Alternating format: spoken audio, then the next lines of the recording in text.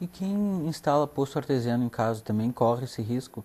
Uma pessoa pode dizer, mas eu estou longe de uma produção, de um local onde se produz alimentos e são despejados agrotóxicos, mas a pessoa pode estar tirando água contaminada.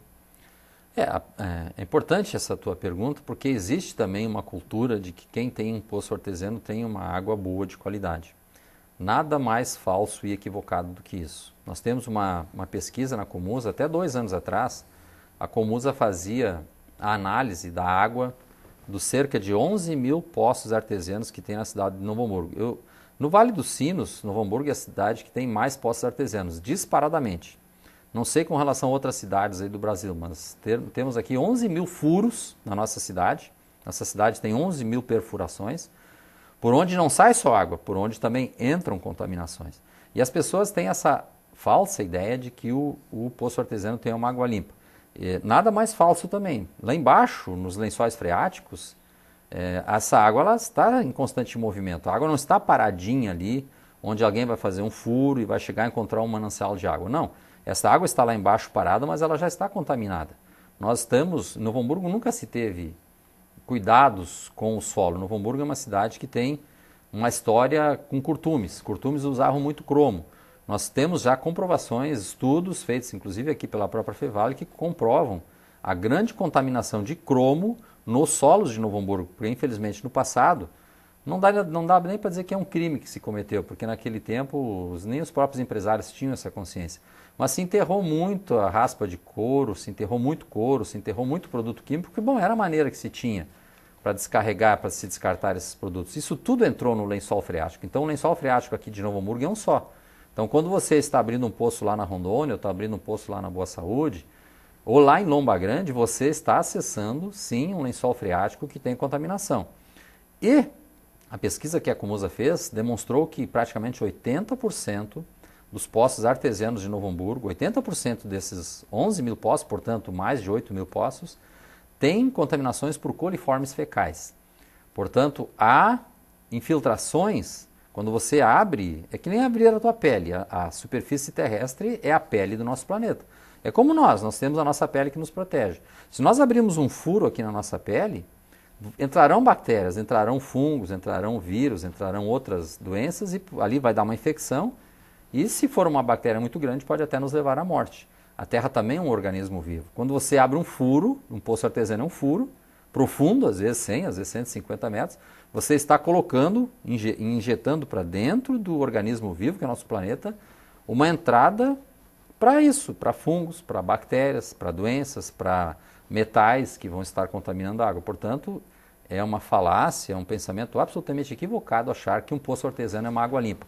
Nós já comprovamos que não, que quase todos os poços artesianos de Novo Hamburgo estão contaminados. Mozart, segundo um estudo da ANA, dos 5.565 municípios do Brasil, mais da metade terão problemas de abastecimento até 2015. Isso vai gerar uma demanda de 22 bilhões de reais de investimentos. Isso significa má gestão ou escassez mesmo? São as duas coisas, né? Na verdade, nós temos já talvez 20, talvez já 2 mil municípios no Brasil que já tem escassez de água bastante grave. E aí são as duas questões que tu colocaste. Uma, de fato, é a escassez de água. A água está sendo mal usada, ela está sendo abusivamente usada, nossa população gasta muita água, nós não temos uma cultura de economia de água, ao contrário, infelizmente aqui na nossa região, em vários lugares do país, nós temos uma cultura que as pessoas, desde criança, aprenderam, não, água tem aqui, passa um arroio no lado de casa, chove bastante, nós sempre temos muita água, nunca vai faltar água. Essa é uma cultura equivocada. Nós temos uma média de consumo de água aqui em Novo Hamburgo, por exemplo, por ano, de cerca de 200 litros por dia por habitante. Isso é muito. Em países europeus, em países mais desenvolvidos, o consumo diário às vezes é 150, limitado a 100 litros por dia, e isso é mais que suficiente para as pessoas. É porque as pessoas aprenderam de fato a economizar. Então, há sim um problema de escassez de água. Mas, por outro lado também, a outra questão que tu coloca é bastante relevante, a gestão da água. Nós, infelizmente, temos, e a Comusa não é uma exceção, uma pesquisa no Brasil, essa pesquisa da ANA, que demonstra também que a perda de água tratada varia de 20% a 60% no Brasil. Tem municípios que perdem 20% da água tratada e tem municípios que perdem 60%. A Comusa perde 40% da sua água tratada. Pois é, onde acontece essa perda de água? Primeiro assim, como é que se comprova isso? É que nós captamos por mês no Rio dos Sinos 1 bilhão e 600 milhões de litros de água. Toda a água que a gente capta do Rio dos Sinos todo mês. Mas a fatura, no fim do mês, a fatura que a Comusa faz e que encaminha para as suas 50 mil economias, somando toda essa quantidade de água que foi medida ali pelos hidrômetros, varia de 900 milhões a 1 bilhão e 100 milhões de litros. Portanto, nós produzimos cerca de 500 milhões de litros de água, em torno de 500 milhões de litros de água por mês que nós não faturamos, portanto nós não medimos quando entra lá nas casas. As razões disso são várias, são muitas as razões.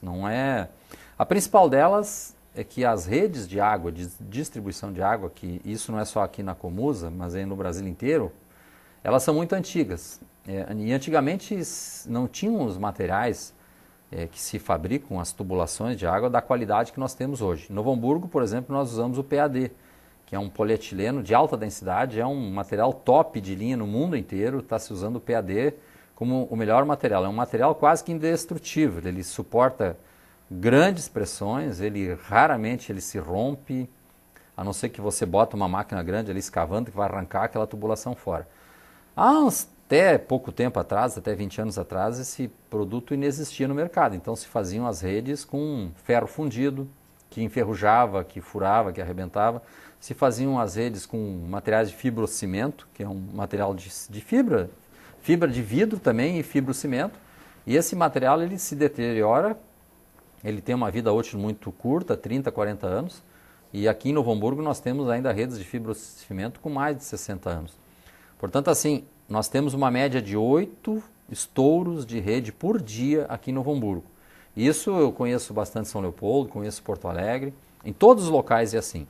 E quando estoura uma rede aí de, por exemplo, de 400 milímetros, até que se consegue desligar esta água, até que se vai correndo lá no local, nós já temos condições de descobrir no momento exato que acontece o problema, mas até que você consegue desligar, às vezes por uma tubulação dessas aí que corram meia hora de água ali, você perde quase 1 milhão de litros.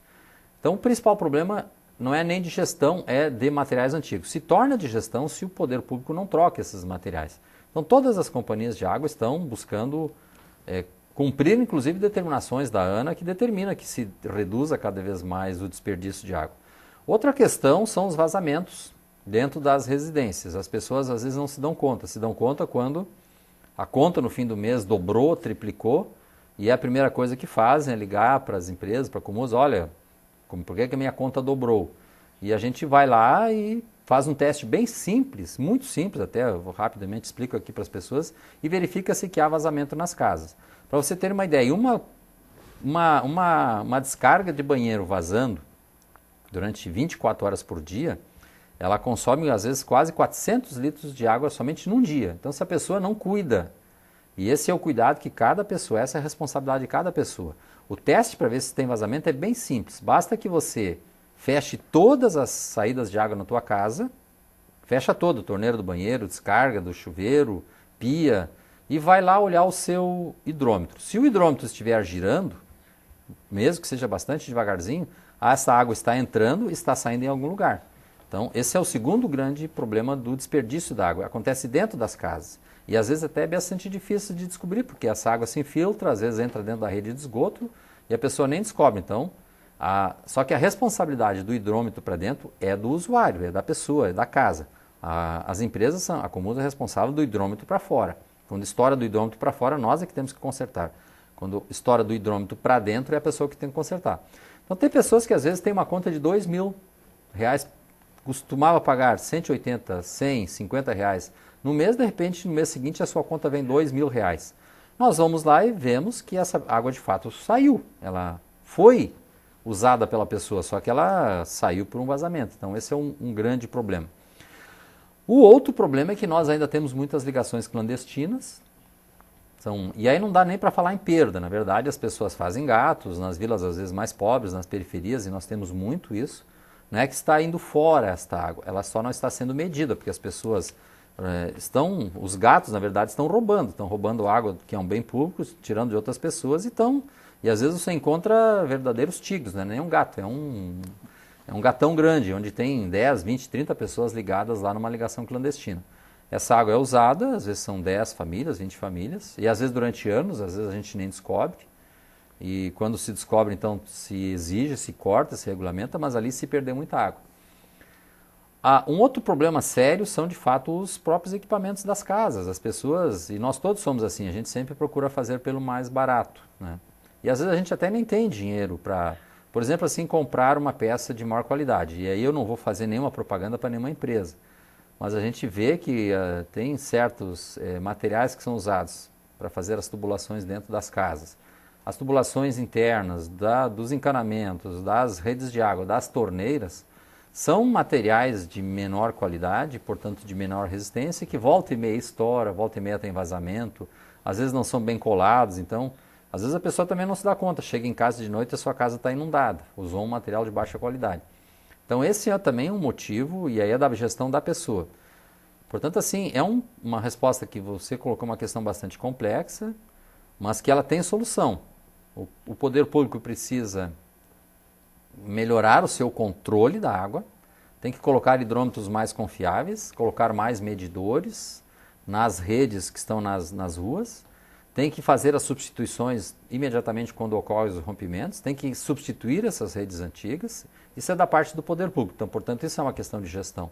E da parte de cada cidadão, de cada cidadã, de cada residência, tem que ter o cuidado de qualquer gotinha que estiver pingando. Não pode sair de manhã de casa, está pingando aqui a torneira, vou arrumar de noite. Não, isso não pode ser assim. Tem que parar tudo e resolver na hora, porque ela vai pagar, vai no bolso dela e vai faltar para a comunidade, vai faltar para o mundo, vai faltar para o planeta.